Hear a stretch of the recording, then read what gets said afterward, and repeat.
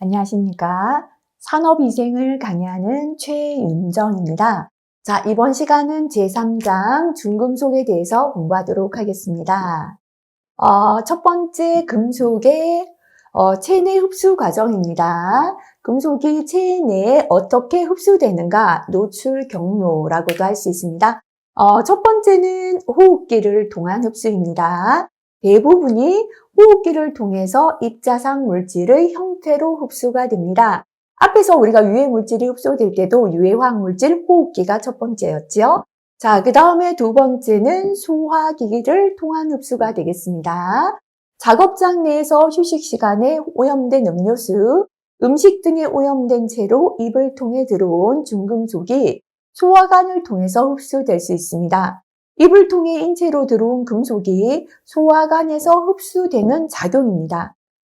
금속이 소화관에서 흡수되는 작용은 단순 확산 또는 촉진 확산, 특이적인 수송 과정, 음세포 작용 세 가지가 됩니다. 금속이 소화관에서 흡수되는 건 단순하게 소화관에서 확산이 될 수도 있고요. 특이적인 수속 과정을 통해서 수송이 될 수 있고 음세포 작용으로 소화관에서 흡수가 이루어질 수도 있습니다. 자, 그 다음에 세 번째는 역시 피부에서의 흡수가 됩니다. 특히나 유기납, 그죠? 4에틸납, 4메틸납은 피부를 통해 흡수될 수 있습니다. 금속의 독성 기전이 되겠습니다. 효소의 억제입니다. 대부분의 독성 금속은 단백질과 직접 반응하여 효소 구조와 기능을 변화시킵니다. 이렇게 효소를 억제하고요. 금속 평형의 파괴입니다. 어떤 금속이 지나치게 공급되면 생물학적 단계의 필수 금속이 과잉되거나 고갈되어서 금속 평형의 파괴를 일으키고요. 간접 영향입니다. 대부분의 금속은 세포 성분의 역할을 변화시킵니다. 필수 금속 성분의 대체입니다. 필수 금속과 화학적으로 유사한 독성 금속이 필수 금속으로 대체할 수 있습니다. 이렇게 금속 독성 기전은 단백질과 직접 반응하여 효소 구조와 기능을 변화시킵니다. 필수 금속이 과잉이나 고갈되어 금속 평형 파괴합니다. 간접 영향으로 세포 성분 역할을 변화시키고요. 자, 그 다음에 화학적으로 유사한 독성 금속이 필수 금속을 대체할 수도 있겠습니다. 자, 그 다음에 금속의 배설입니다. 신장인데요. 금속의 가장 중요한 배설 경로가 바로 신장이 됩니다. 그 다음에 소화기계인데요. 금속 배설의 두 번째 주요 경로는 소화기계가 됩니다. 장간순환입니다. 금속은 소장을 따라 내려가는 중 혈액 속으로 재흡수되기도 하고 간으로 되돌아가서 배설되기도 합니다. 기타 경로로 머리카락, 땀, 타액, 손톱, 발톱 등에서 배설됩니다. 이렇게 금속은 신장이 가장 중요한 배설 경로고요. 두 번째는 소화기계가 되고 장간 순환을 통해서도 배설되고 기타 경로로 머리카락이나 땀, 타액, 손톱, 발톱으로도 배설되겠습니다. 자, 중금속에 의한 건강장애 및 표적장기인데요. 자, 첫 번째 납 보겠습니다. 납 중독이 발생할 수 있는 작업장애입니다. 연재련, 연이 납이죠, 그죠? 그래서 납의 재련이나 축전지 제조업, 페인트 안료 제조 또는 광명단 제조업, 도자기 제조업 등에서 납에 노출이 될 수 있습니다. 납의 흡수 및 축적입니다. 무기납은 호흡기나 이 피부로 흡수될 수 있으며 피부를 통한 흡수는 흡수 효율이 낮습니다. 유기납의 경우 대부분 피부를 통하여 흡수가 됩니다. 인체에 침입한 납은 주로 뼈에 축적이 됩니다. 혈중 납양은 체내에 축적된 납의 총량을 반영해주지 못하고요. 혈중에 있는 납은 최근에 흡수된 납 양만을 나타냅니다. 그래서 피 속에서 납의 양은 전체 체내의 총량이 아니라 최근 흡수된 양만을 나타낼 수 있다라는 것이고요. 납 중독 증세에 넘어갑니다. 대표적인 임상 증상은 위장계통장애, 신경근육계통장애, 중추신경계통장애 등 크게 세 가지인데요. 납중독 증세입니다. 첫 번째 위장계통장애, 소화기 장애고요. 중추신경계 및 말초신경장애, 피로나 근육통 등의 신경 및 근육계통장애, 빈혈, 혈색소 저하 등 조혈기능장애, 만성 신장기능장애, 세포효소작용 방해합니다. 그래서 포르피린과 해무의 합성에 관여하는 효소를 억제하는 작용을 하기도 합니다. 자, 그 다음에 납의 중독 증세죠. 그죠? 이거 좀 기억할게요. 골수 침입, 연산통, 소화이미증. 소화이미증은 역류와의 납중독증인데 학습장애, 기능저하 초래합니다. 납의 체내 흡수 시 기타 증상인데요. 혈색소량은 저하됩니다. 망상적혈구는 갓생산된 적혈구 또는 미성숙된 적혈구인데요. 증가합니다. 이렇게 미성숙된 적혈구는 증가하고요. 적혈구에 호연기성 반응이 생기고 적혈군에 프로토포르피린 증가합니다. 소변 중에 코프로포르피린 증가합니다. 소변 중에 델타 아미노레블린산 증가합니다. 소변 중에 델타 ALAD 활성치는 저하가 됩니다. 혈청 내 철이 증가합니다. 그죠?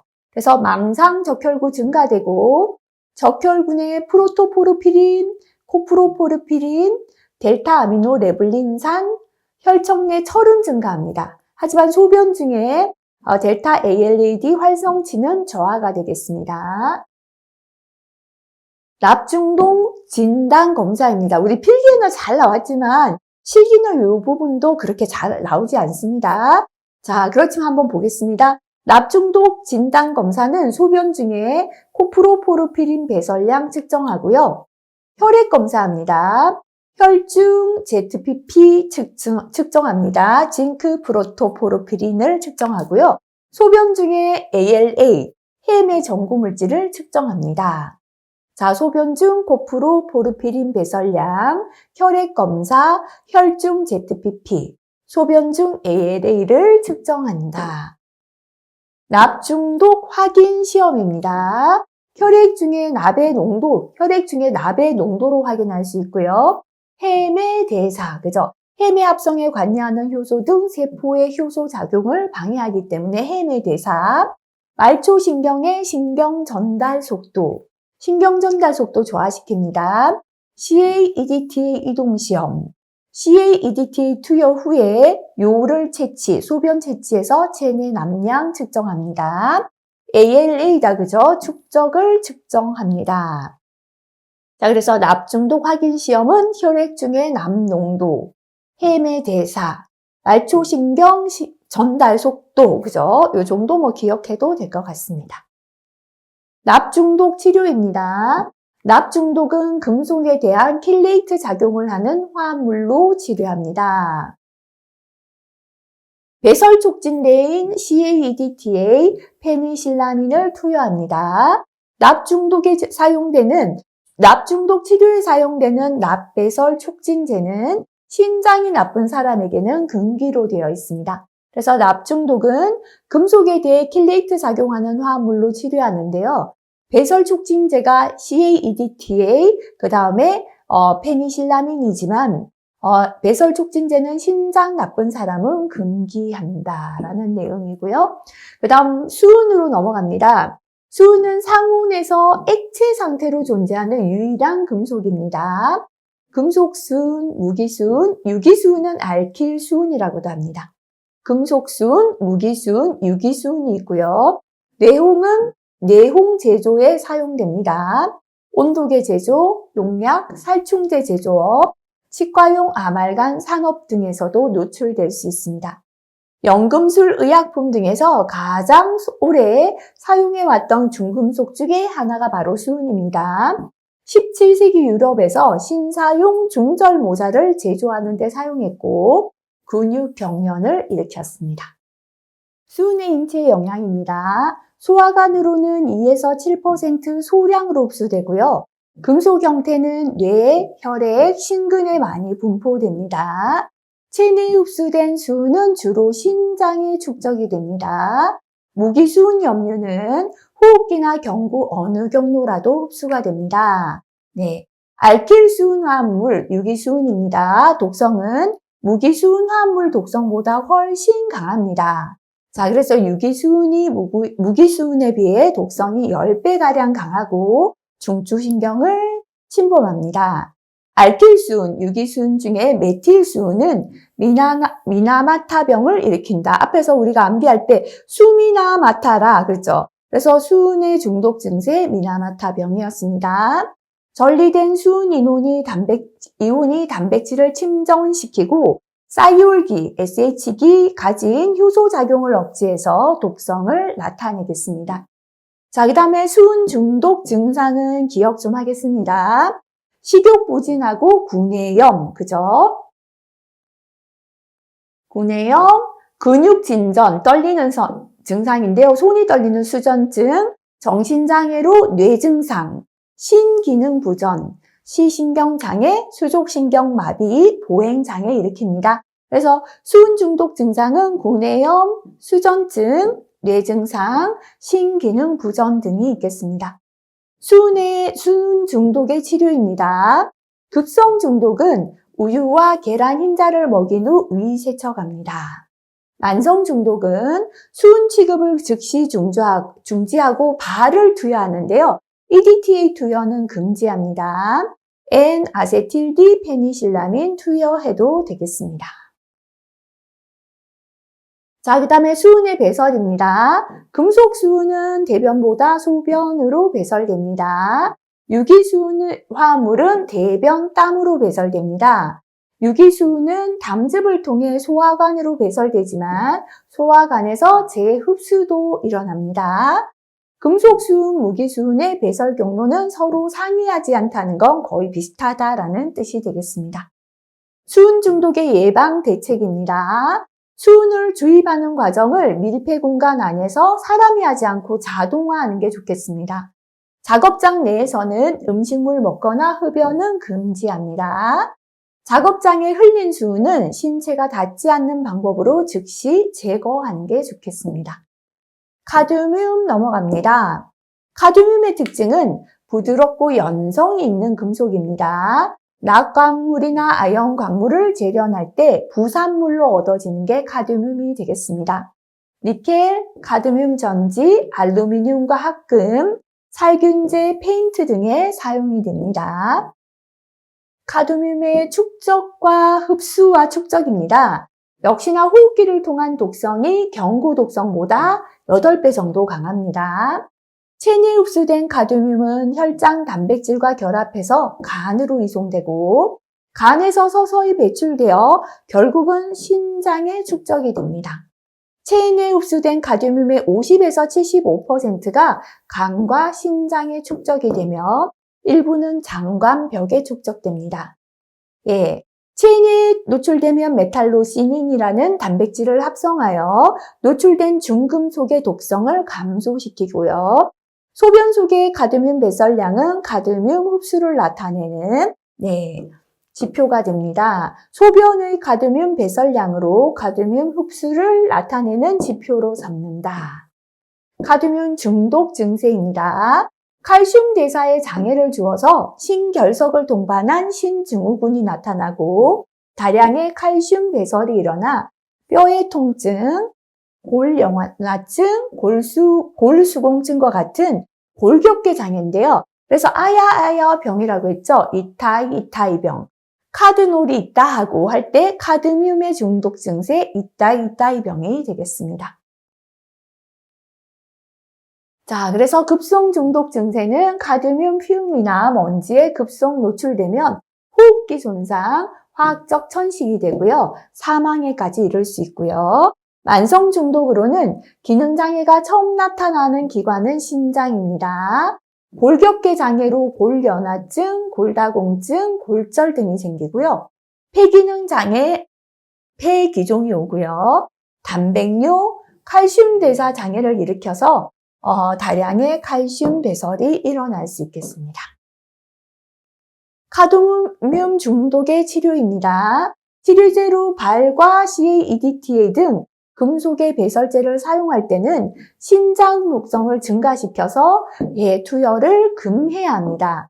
그래서 발이나 CAEDTA는 사용하지 못한다는 거고요. 산소 흡입, 스테로이드를 투여하고 비타민 D를 피하 주사합니다. 자, 그 다음에 크롬 넘어갑니다. 크롬의 흡수 및 배설입니다. 크롬 재련, 도금, 합금, 도장, 용접, 스테인리스 강, 가공 공정 등에서 노출될 수 있습니다. 이가 크롬은 매우 불안정합니다. 상가 크롬은 매우 안정된 상태로 피부 흡수가 어렵고 세포 내에서 세포 핵과 결합할 때만 발암성 가집니다. 자, 삼가는 발암성이 있다, 그죠? 육가 크롬은 쉽게 피부를 통과합니다. 이렇게 육가 크롬이 흡수가 잘 되고요. 육가 크롬이 상가 크롬보다 더 독성이 강하고 발암성이 큽니다. 세포막을 통과한 육가 크롬은 세포 내에서 수분 내지 수시간 만에 발암성 가진 삼가 형태로 환원됩니다. 그래서 쉽게 흡수되어서 발암성 가진 삼가로 금방 변해버리는 육가 크롬이 상가보다 위험하다, 그죠? 왜냐하면 삼가는 흡수가 잘 안 되기 때문에요. 육가에서 삼가로의 환원이 세포질에서 일어나면 독성이 적으나 DNA 근이 부에서 일어나면 강한 변이 원성 나타냅니다. 산업장 노출의 관점에서 보면 뭐가 위험해요? 육가 크롬이 더 해롭다. 흡수 잘 되기 때문에요. 호흡기, 소화기, 피부통에 체내에 흡수되고요. 역시나 호흡기가 가장 중요합니다. 체내에 흡수되어 간, 신장, 폐에 축적되며 주로 소변을 통해서 배설되겠습니다. 자, 크롬의 중독인데요. 급성 중독 증세는 신장 장애입니다. 관요증, 더 진전해서 문요증, 요독증으로 사망까지 갈 수 있습니다. 만성 중독 장애는 피부 증상, 접촉성 피부염, 호흡기 증상, 크롬 폐증, 폐암. 육가 크롬은 코의 문제를 일으키죠, 그죠? 비중격 전공증, 비강암 유발합니다. 그래서 앞에서 우리가 아까 과목에서 크롬은 코 흘리고 오줌 싸는 크롬 이렇게 기억했거든요. 그래서 육가 크롬이 비중격 전공증, 비강암 유발하고요. 급성 중독으로 신장 장애 일으킨다는 거 기억하시면 됩니다. 크롬 중독의 치료입니다. 크롬 섭취 시에 응급조치로 우유와 비타민C를 섭취합니다. 만성 크롬 중독인 경우는 특별한 치료 방법이 없습니다. 자, 비소로 넘어갑니다. 비소는 은빛 광택을 내는 비금속입니다. 농약이나 살충제, 목재, 방부제 등에서 노출되고요. 역시나 호흡기 노출이 가장 위험합니다. 무기비소가 유기비소보다 독성이 강하고 무기비소 중에서도 삼가가 오가보다 독성이 강합니다. 그래서 삼산화비소가 가장 위험합니다. 비소의 흡수 및 배설입니다. 체내에 흡수되어 피부, 채모, 골격에 축적이 됩니다. 뼈에는 비상칼륨 형태로 축적되고 주로 모발, 손톱에 축적됩니다. 대부분 소변으로 배출되고요. 일부는 대변으로 배출되며 극히 일부가 모발, 피부통에서 배설됩니다.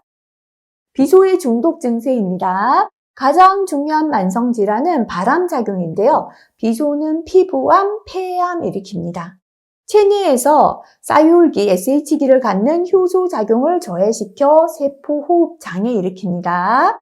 체내에서 SH기 그룹과 유기적인 결합을 일으켜 독성 나타내고요. 그 다음에 요멸성 빈혈, 심장장애, 흑피증 유발할 수 있습니다.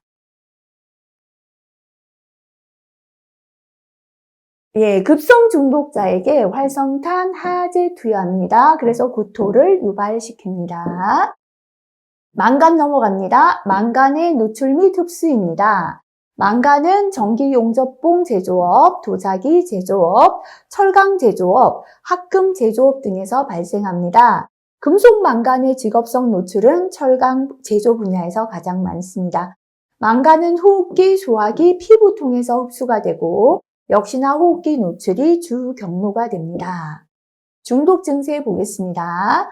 망간의 노출이 계속되면 중추신경계 장애로 파킨슨 증후군, 망파 또는 파망 이렇게 기억했죠, 그죠? 그래서 망간은 파킨슨 증후군 유발합니다. 언어장애, 균형감각상실, 보행장애, 신장염, 신경염 등의 증세 발생합니다. 이산화망간 흉내 급성 폭로되면 열, 오한, 호흡곤란 등의 증상을 특징으로 하는 이산화망간은 금속열을 일으킵니다. 베릴륨의 특징은 가장 가벼운 금속 중의 하나입니다. 만성 중독 증세가 네이버후드 케이스라고 불리며 육아 종양, 화학적 폐렴, 폐암 일으킵니다. 급성 중독이다, 그죠? 염화물, 황화물, 불화물과 같은 용해성 베릴륨 화합물은 급성 중독 일으킵니다. 폐부종, 접촉성 피부염, 인후염, 기관지염, 그죠? 등을 일으키겠습니다. 니켈입니다. 도금, 합금, 전지, 제강 등의 생산 과정에서 노출되고요. 급성 중독은 접촉성 피부염, 복통이나 설사 등의 소화기 증상, 현기증, 두통 등의 신경학적 증상, 폐부종, 폐렴 등 호흡기 증상 일으킵니다. 만성 중독은 니켈은 폐암, 비강암, 비중격, 천공증 일으킵니다.